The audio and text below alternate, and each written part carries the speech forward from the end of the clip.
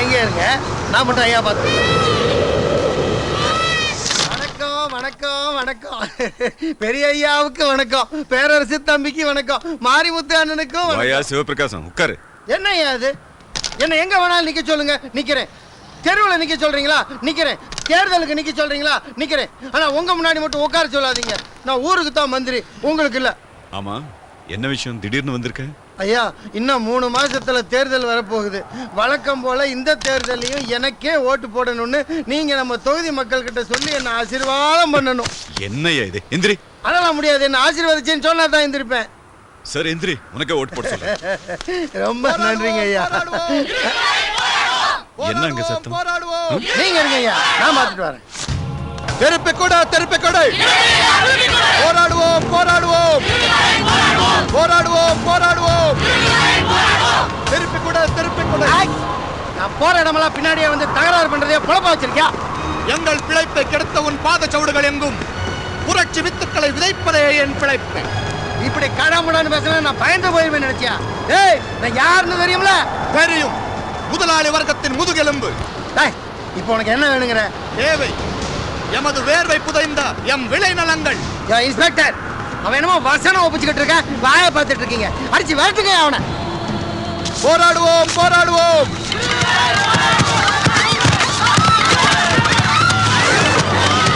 போராடுவோம் போராடுவோம்.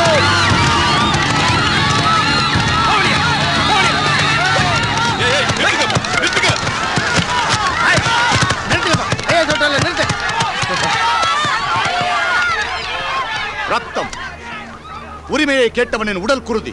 இதை ருசிப்பதற்கு தானே நாய்களே நீங்கள் துடித்துக் கொண்டிருக்கிறீர்கள். தம்பி, நீங்க யாரு? உங்களுக்கு என்ன வேணும்? கொஞ்சம் தெளிவா சொல்றீங்களா? பாஞ்சாலக்குறிச்சில இருந்து 20 கிலோமீட்டர் தூரத்தில் இருக்க அரசம்பட்டி ஜனங்கய்யா. நாங்க காலங்காலமா நாங்க விவசாயம் பண்ணிக்கிட்டு இருந்த நிலத்துல கார் கம்பெனி வரப்போகுது, உங்க எல்லாருக்கும் வேலை போட்டு தரேன், நல்ல பணமும் தரேன்னு இந்த மந்திரி சொன்னாரு. எல்லா நிலத்தையும் பட்டா போட்டு ஒரு பேருக்கு கொடுத்துட்டோம். இப்போ அங்க எந்த கார் கம்பெனியும் வரலன்னு சொல்லிட்டாங்க. கொடுத்த நிலத்தை திருப்பி கேட்டா கொடுக்க மாட்டேங்கிறாரு. வேலைக்கு ஏற்பாடு பண்ண மாட்டேங்கிறாரு. விலைக்கு வழி இல்லாம நாடோடி அலைஞ்சிட்டு இருக்கோம் ஐயா. இந்த மண்ணிலாவது நியாயம் கிடைக்கும்னு உங்ககிட்ட வந்திருக்கோம் ஐயா. சிவபிரகாசம், என்ன இதெல்லாம்? ஐயா, அது வேற பிரச்சனை, நீங்க தலையிடாதீங்க. சொந்த பூமிக்காக போராடுற மனுஷங்க பிரச்சனை இது. இந்த பூமியில மனுஷனா பிறந்தா எவன் வேணும்னாலும் இதில் தலையிடலாம். மரியாதையா அவங்க நிலத்தை எல்லாம் திருப்பி கொடுத்துடு. ஐயா, தயவு செஞ்சு இந்த விஷயத்துல நீங்க என்ன கட்டாயப்படுத்தாதீங்க. யார்கிட்ட பேசுறேன்?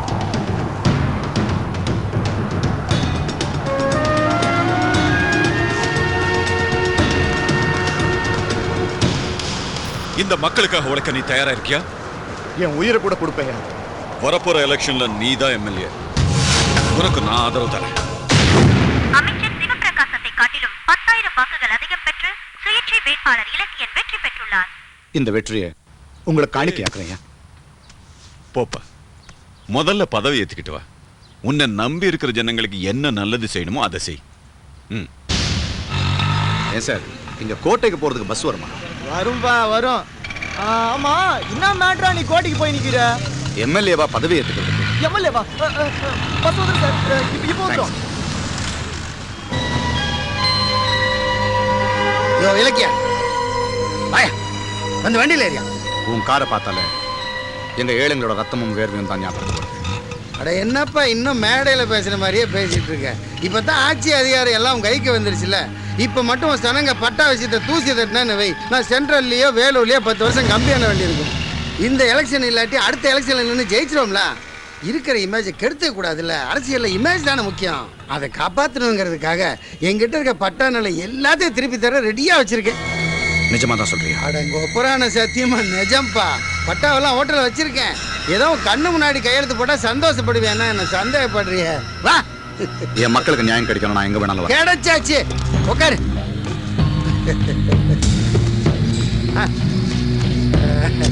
அட நல்லா சாஞ்சு உட்காருப்பா. டிரைவர், வண்டியை நம்ம ஹோட்டலுக்கு விடு. ஏசி நல்லா கூட்டி வை. நம்ம பூலோக சொர்க்கம். இந்த மாதிரி மக்கள் சேவை செய்யறவங்களோட இந்திரபுரி. அப்படி வை.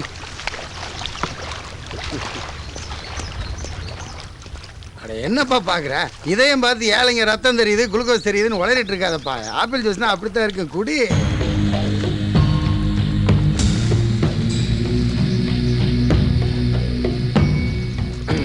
எல்லா பத்திரமும் இதுல இருக்கு சார். எல்லாம் சரியா இருக்கா? மொத்தம் 127 குடும்பமா? அப்புறம் இலக்கியா, ஒரு முக்கியமான விஷயம் பேச தான் இப்போ கூப்பிட்டு வந்தேன். நான் தோத்துட்டாலும் என் கட்சி ஜெயிச்சிருச்சுல, ஆட்சி அமைக்க 5 எம்எல்ஏ வேணும். நாளை கரெக்ட் பண்ணிட்டேன், நீ மட்டும் சரின்னு சொன்னா நாளைக்கே நீ மந்திரி. மந்திரியா? என்னப்பா மந்திரின்னு எந்திரிச்சிட்ட? நாளைக்கு நீ மந்திரி ஆயிட்டீங்கன்னா தமிழ்நாடே உன்னை பார்த்து எந்திரிக்கும்பா. மந்திரியான உடனே அண்ணா நகர்ல 6 ஏசி பெட்ரூமோட ஒரு பங்களா உன் பேர்ல ரிஜிஸ்டர் பண்ணி கொடுத்துறேன். என்ன சொல்ற? வேணா விடு, திண்டிவனை பக்கம் 2 பேர் ஜெயிச்சிருக்காங்களா, சிக்னல் கொடுத்தா போதும் அப்படியே பாஞ்சிட்டு வந்துருவானுங்க. நான் வச்சு பாத்துக்கிறேன். ஓகே. யாரு? சுப்பிரமணிய மகன் தேவராஜ். அண்ணா நகர் எங்க இருக்கு? காட்டுறேன்.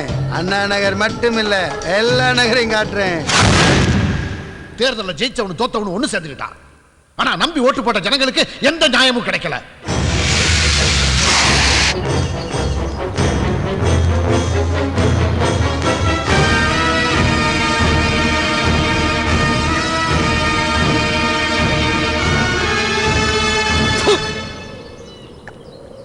டேய், அன்னைக்கு ஜனங்களுக்காக உசிரியா கொடுப்பேன்னு சொன்னியே, நீயும் வெறும் பேச்சு தானா? அரசியல் இருக்கிறவங்களுக்கு அறிவு மட்டும் பெருசா இருந்தா போதாது, இதயமும் பெருசா இருக்கணும். டேய், உலகத்திலேயே பெரிய பாவம் எது தெரியுமாடா? பெத்த தாயை தவிக்க விடுறதை விட, கட்டின பொண்டாட்டிய கைவிடுறதை விட, உங்களை நம்பி ஓட்டு போட்டவங்களை ஏமாத்துறீங்களே, அதுதான்டா பெரிய பாவம். உனக்கும் உன்னை நம்பி ஓட்டு போட்டவங்களுக்கு இடையில என்னடா உறவு? நீ அவன் ஆத்தா வழியில வந்தவனா இல்ல அப்பம் வழியில வந்தவனா? எந்த சம்பந்தமும் இல்லாத உன்னை நம்பி உனக்கு ஓட்டு போடுறதுக்காக வெயிலையும் மழையிலையும் நின்னு கஷ்டப்படுறானே, அவன் ஒரே ஒரு நிமிஷம் வயிறு எரிஞ்சான்னா, உன்ன மாதிரி ஆளுங்க வம்சம் எல்லாம் 400 தலைமுறைக்கு நாசமா போயிடும். இத பார், நாளைக்கு விடியறதுக்குள்ள அந்த ஜனங்களுக்கு அவங்க நிலம் பட்டா போட்டு போய் சேரணும். இல்ல அவங்களுக்காக நானே கொடு பிடிச்சு களத்துல இறங்குவேன். ஜாக்கிரதை.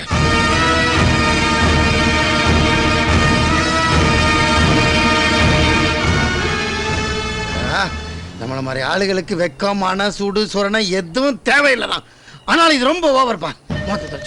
இலக்கியா, அரசியல்ல அடி வாங்கலாம், அவமானப்படலாம், ஆனா அடி சறுக்க கூடாது. நம்மளை எதிர்த்து கொடி பிடிக்கிறவன் எவனா இருந்தாலும் தயங்காம அழிச்சிடணும். இதுதான் நீ அரசியல்ல கத்துக்க வேண்டிய முக்கியமான பாடம்.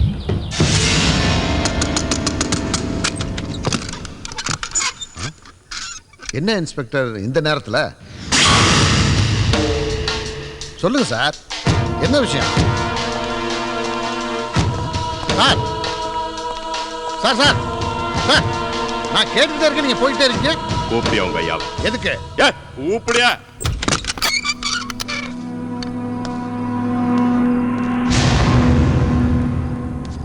என்ன இந்த நேரத்துல? உங்களை கைது பண்ண வந்திருக்கோம். யார பாத்து? மணிமுத்து. காரணம்? உங்க வீட்டுல கஞ்சா இருந்ததுக்காக.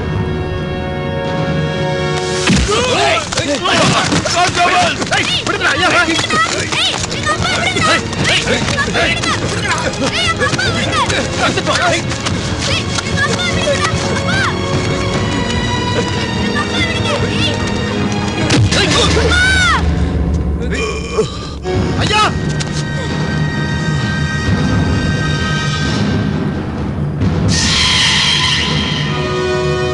சக்கரவர்த்தி பாண்டியா, தேர்தலை என்ன தோக்க வச்சியே, இப்ப பார் யார் தோத்ததுன்னு. இப்ப நான் யார் தெரியுமா? ஸ்டேட்டுக்கே மந்திரி. ஐஏஎஸ் ஆபீசர்ல என் முன்னாடி கை கட்டி நிக்கிறான். பாஞ்சால குறிச்சில 10 பஞ்ச பராரிகளை சப்போர்ட்டா வச்சுக்கிட்டு என் மூஞ்சிலிய காரி துப்புறியா?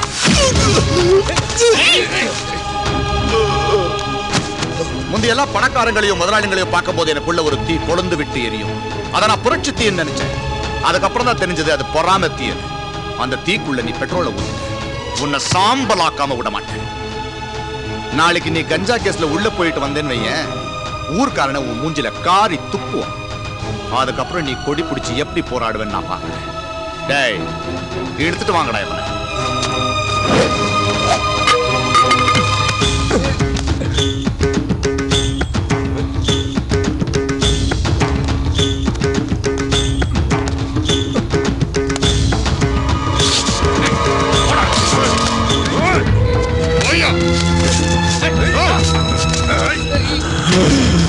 என்னையாச்சு?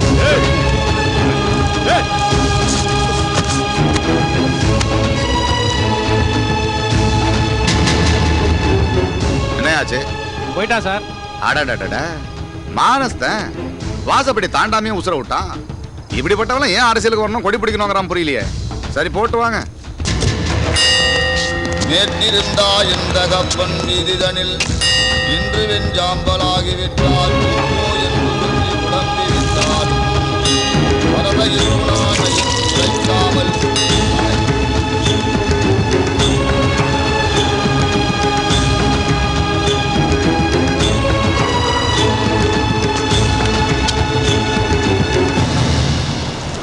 வாடா பேரரசு. என்னடா உங்க அப்பனுக்கு செய்ய வேண்டிய காரியத்தை எல்லாம் செஞ்சு முடிச்சிட்டியா? ஏதோ உங்க அப்பா புண்ணியத்துல எங்களுக்கெல்லாம் ப்ரொமோஷன் கிடைச்சிருச்சுடா. தேங்க்ஸ்.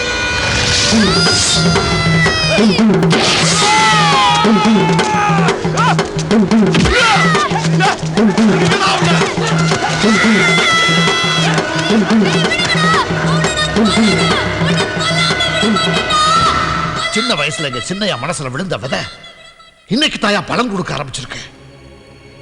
ஆத்திரத்துல அவசரப்பட்டு அருவாளை எடுத்ததுனால அன்னைக்கு அவனுக்கு கணக்க தீர்க்க முடியல.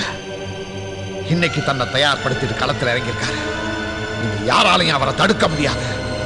இன்னும் 2 தலை இந்த பூமியில விழும். அந்த சிவப்பிரகாச இலக்கியோட ரத்தத்தை இந்த பூமி குடிக்கும்.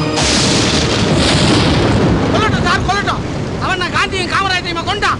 காவாலி பயில கொண்டான் சார். சண்டால பயிலக ஒரு நல்ல மனுஷன் கொடி பிடிச்சி போராட போறேன்னு சொன்ன உடனே அடிவயிறு ஏறானுங்களே. அரசியலும் அரசாங்கமும் இவனுங்க பரவாயில்லை மட்டும் தான் சொந்தமா என்ன? சிவபிரகாசம் இலக்கிய மாதிரி ஆளுங்களுக்கும் முதல்ல குடும்ப கட்டுப்பாடு ஆபரேஷன் பண்ணி வம்சமே எல்லாம் பண்ணோம். அப்பதான் இந்த நாடு உருப்படும். அந்த பேரரசு அவங்க தலையெடுக்கல சார், இந்த நாட்டுக்குள்ள களை எடுக்கிறான். அதை கண்டுக்காம விடுவீங்களா? பெருசா பாதுகாப்பான் பாதுகாப்பு.